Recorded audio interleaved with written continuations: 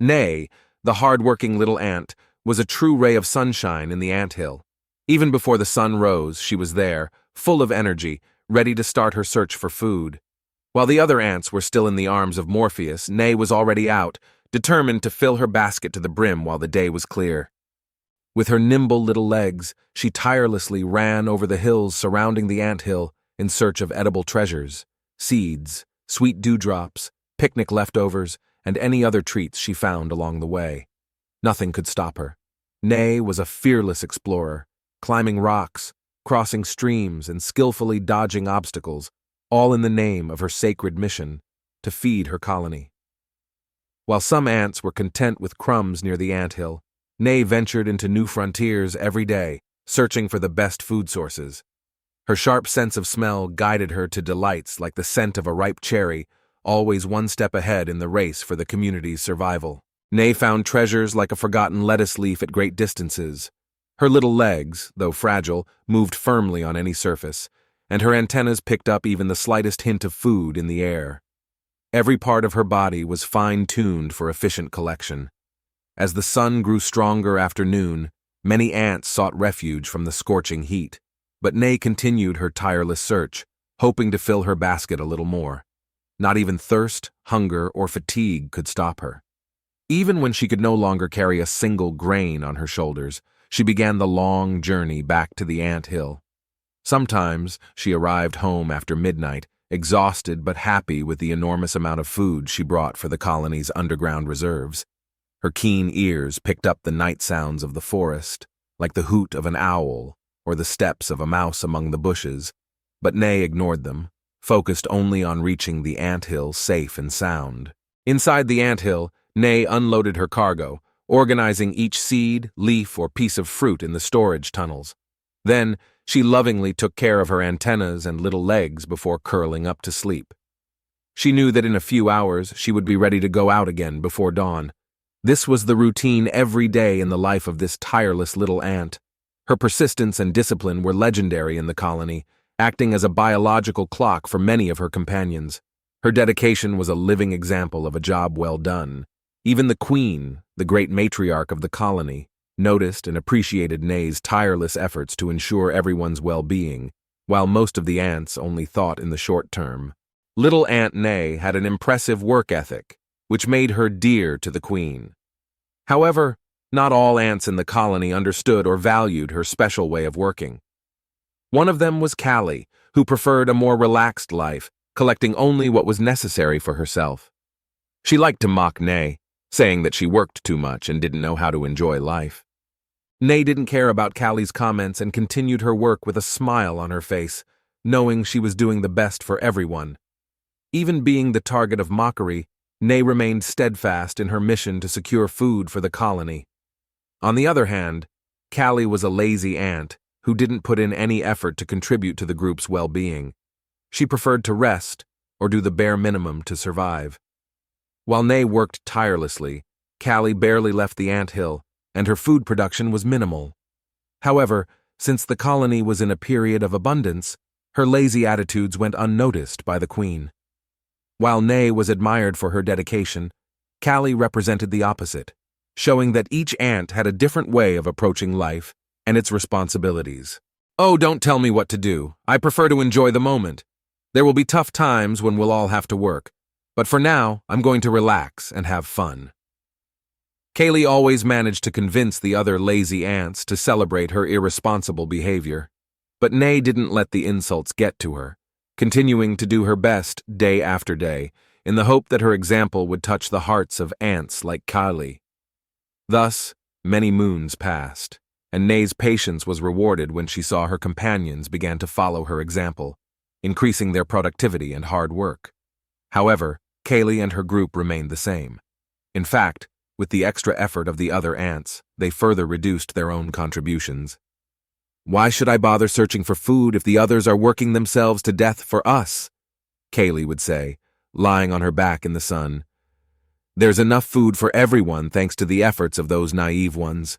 Worried to notice that Cali's bad habits not only continued but also influenced other impressionable ants, Nay decided to find a moment to talk to her privately. "Cali, I don't want to intrude, But I need to say that your lack of dedication is harming the colony. Your friends are also stopping their contributions by following your example. Look, Nay, responded Cali, irritated. I'm not forcing anyone to copy me. Everyone does what they want. If the others are as foolish as you, that's their problem, so don't preach to me. Worry about your own tasks because collecting food is already enough. Nay realized it was futile to argue with someone who took pride in their laziness, but she couldn't allow Cali's bad example to affect the work of her companions.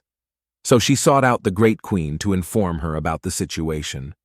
The days grew shorter and colder, the leaves of the trees began to change color, and a chilly breeze blew from the nearby mountains. The ant colony knew that winter was rapidly approaching. It was time to prepare for the long period of rest. Following their instincts, the workers accelerated the collection and storage of food, working tirelessly from dawn till night to fill the underground deposits. Everyone understood the importance of ensuring sufficient reserves to survive the months of intense snow. Everyone, except Cali. While her companions doubled their efforts, she decided to take extended vacations underground, where the climate was milder. After all, she thought as she yawned, there's enough food thanks to foolish ants like Nay. Why should I go out in the cold when others have done the work for me?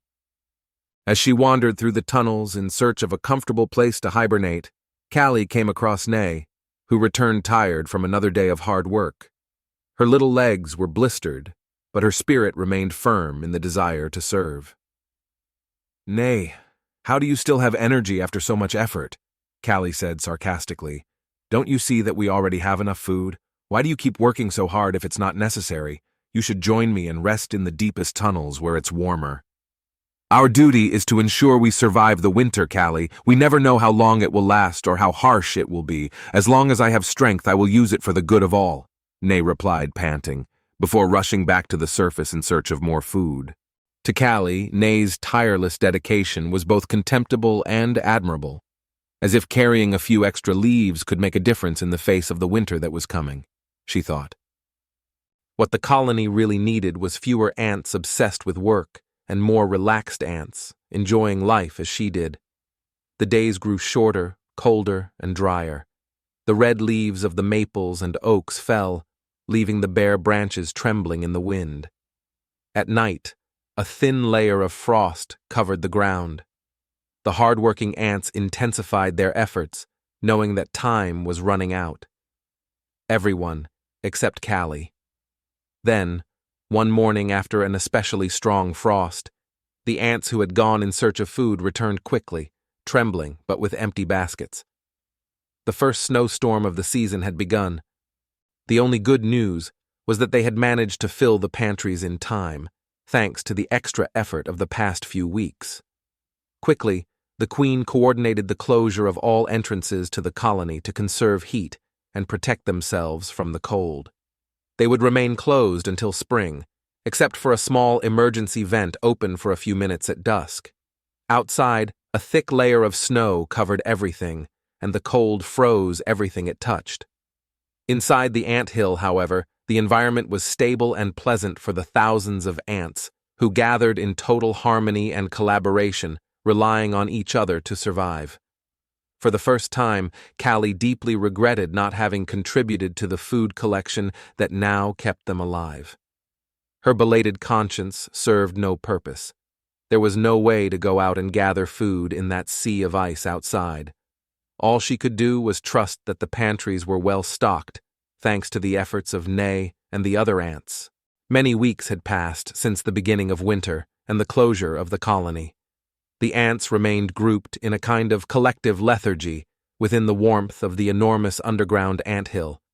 Surviving thanks to the food stored during the autumn, the colony enjoyed an initial abundance. The pantries were filled with seeds, dried fruits, and roots, allowing for small communal feasts to keep morale high. However, as the days went by, the reserves began to rapidly diminish. Worried, the Queen summoned her oldest advisors in search of solutions.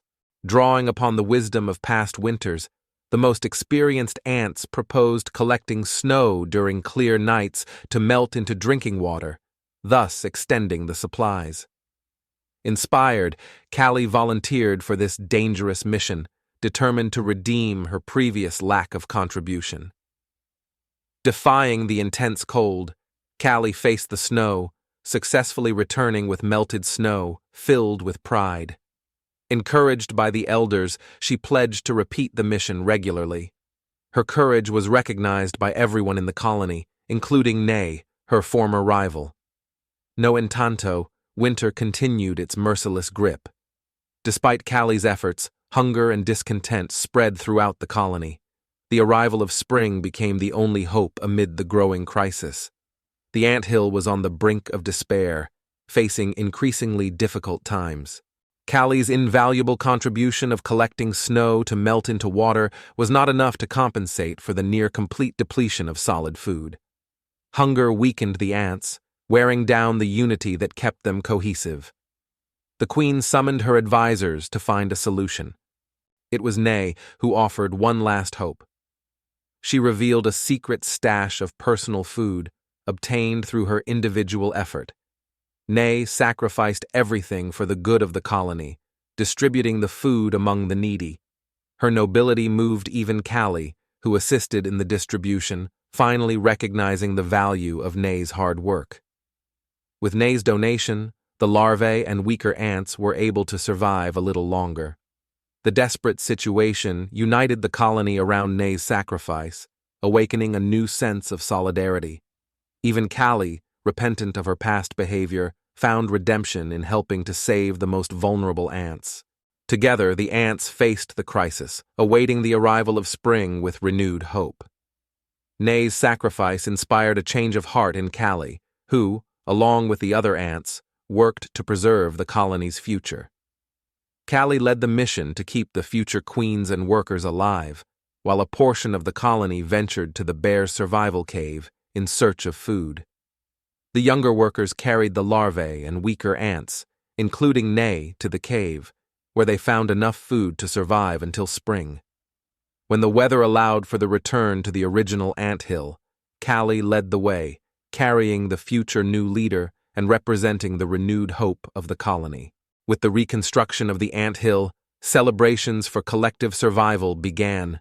The new leader extolled Nay's legendary figure in her speech, recognizing her sacrifice and her crucial role in preserving the colony. The ants applauded and hailed Nay's memory, who became a legendary model of diligent work and vision for shared prosperity for all future generations. Her greatness lay in her simplicity and silent devotion to others. What did you think of this story? Leave a positive comment for anyone who reads your comment.